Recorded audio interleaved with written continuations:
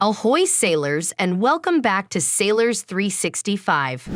If you're ready for a new adventure on the high seas, come aboard with us in today's episode because Princess Cruise Line just announced an exciting new sailing opportunity out of Port Canaveral, Florida.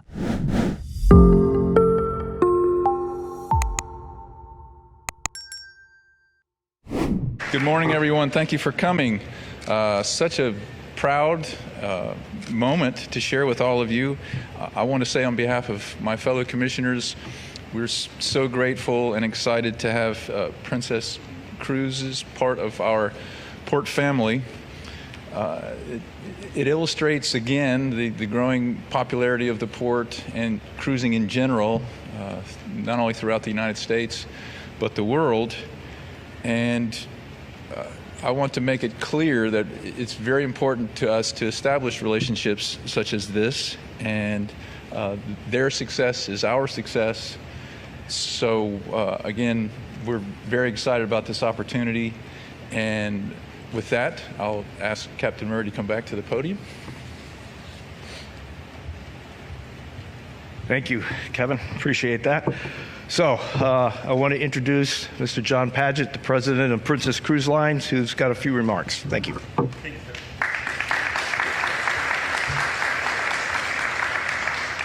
So the world's busiest port can only be busier when Princess Cruise joins Port Canaveral in November 2024 with Caribbean sailings. You know, Princess is one of the most iconic cruise brands in the world as the original love boat. Not just is it the original love boat, it's also rated by USA Today as the #1 large ship cruise brand. And we can do that because we have all of the amazing food, beverage, entertainment, casinos, recreation spas that all the incredible cruise lines have that sail out of Port Canaveral as well as the world. But Princess can uniquely deliver a personalized experience that is typical of a small ship cruise line due to its exclusive Princess medallion that I'm wearing that powers the world's most connected and intelligent ships to deliver amazing experiences.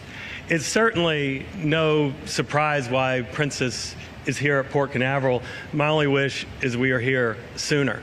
Port Canaveral is the total package when you think about from a port standpoint. You have a great port, top to bottom, left to right.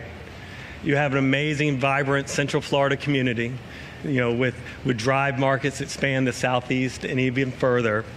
You have a great airport with Orlando International Airport that has more flight options, affordable flight, and affordable landing fees that make sense for airlines to service the community.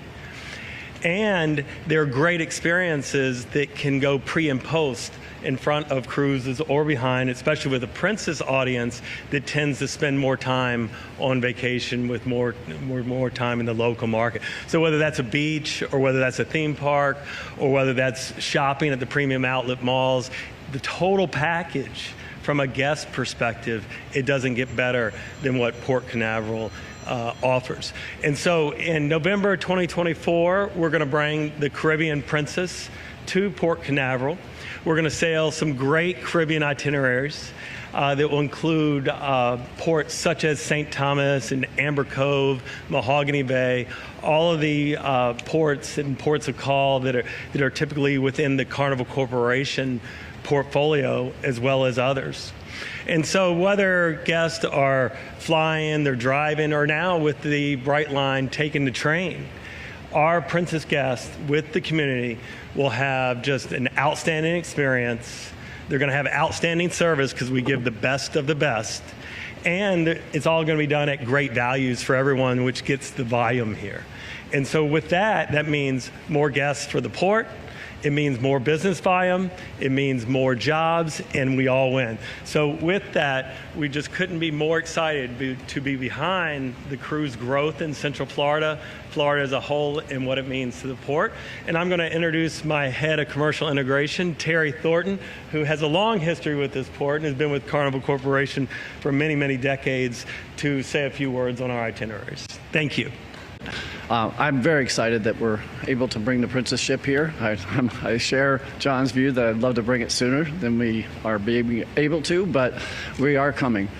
And so I thought I'd spend just a couple of minutes telling you a little bit more about the ship itself and a little bit more about the itineraries specifically. So, as John mentioned, we are bringing the Caribbean Princess. I'd like to think of it in a way that it's the perfect ship, and we did think a long time about what ship was the most appropriate for Port Canaveral. So it is what I would say big enough to give all the features and the benefits and the great experience, but small enough to deliver a really highly personalized experience. And honestly, this does not exist anywhere else. So this is a unique ship and a unique opportunity for Princess to deliver this. The ship itself is about 113,000 tons. What does that mean? It's a spacious ship, so it's got good space ratios and those kind of things. It's going to carry around 3,000 people if you put 2 people in every cabin. Most important to think about, though, is it has a very, very high mix of the staterooms people want. Balconies, mini suites, suites. It's really fully featured in the accommodations that a ship this size can deliver. It has all of the features and benefits you can think about. It has just a tremendous wellness program with the Lotus Spa. It has the Sanctuary, which is adults only retreat. So there's fully featured things for people to enjoy all different kinds of experience. Let's not forget about food. Food's really important, right? So there are all kinds of alternative dining options. Sabatini's, which is a great Italian experience. The Crown Grill, which is an awesome steakhouse experience. And even down to the chef's table, which is a very exclusive opportunity for a guest to join this chef in a culinary experience like you've never seen before. Let's not forget about families. Families are important to Princess, and there are lots of things for families to do on the Caribbean Princess. There are programs in 3 different age groups for the kids to enjoy the experiences for those different types of kids and different ages. There's a fabulous water park. I mean, just the things that kids can do in terms of the outdoor deck space is just amazing. And then let's, from an entertainment standpoint, we just touched on entertainment for just a little bit, but full Broadway production shows and everything you can think about in entertainment across the board on the ship is just fabulous. So what else? We spent a long time thinking about what itineraries would be most appropriate for this ship. And it wasn't something that we just took lightly and didn't think about for a while. We did think about it for a while. And so what we came up with really is an interesting pattern. We're going to do 8-day and 6-day itineraries, basically. But for the full season from November 24 to April 25, we're going to have 38 different departures. Primarily, most of them are the 6 and 8-day itineraries. Well, people ask me all the time, why 6 and 8? Why is 6 and 8 important? How many of you people here today have been on a cruise? Okay. How many of you have been on a 7-day cruise and said to yourself, I wish I had one more day? I think everybody has probably been in that case. So the 8-day just gives a great opportunity for really strong itineraries, places you can get to with an 8-day duration. And then, okay, so what's the 6? The 6 also offers a great itinerary, but for people that maybe have just a little less time or want to spend just a little less money, let's say, because it's a 1 day shorter than a 7-day cruise, you've got that option. So I pulled the data on the itineraries and the ports we're going to go to. And of all the ports that we're going to visit on the Caribbean Princess from Port Canaveral, 7 of them are the highest rated ports that Princess visits in the Caribbean.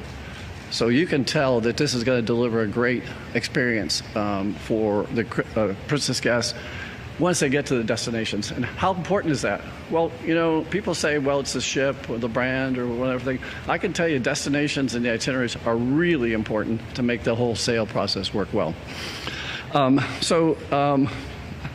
think the thing about Princess that is easy to forget and maybe not think about is combinability. So a lot of times you think, okay, 6-day, 8-day.